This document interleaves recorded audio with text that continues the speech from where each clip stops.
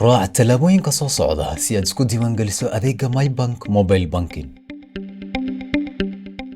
kala soo deg appka MyBank Apple Store ama Google Play Store.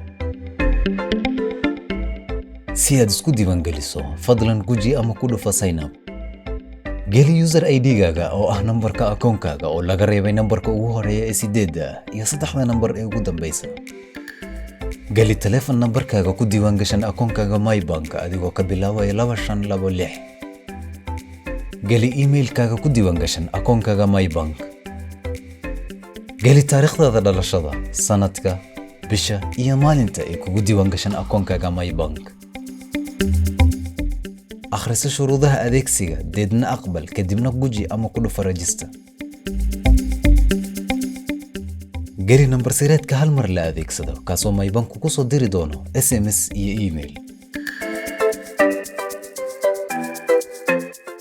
guji ereyga login kadibna geli user ID-ga iyo MPIN-ka uu MyBank kugu soo diray SMS iyo email.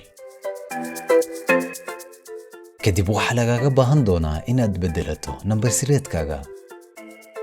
geli nambar sireedka MyBank uu kugu soo diray SMS iyo email. kadib geli nambar sireedkaaga cusub ee ka kooban 6 nambar. xaqiiji nambar sireedkaaga cusub. macaamiil waad ku guulaysatay isdiiwaangelinta. hadda waxaad isticmaali kartaa MyBank Mobile Banking.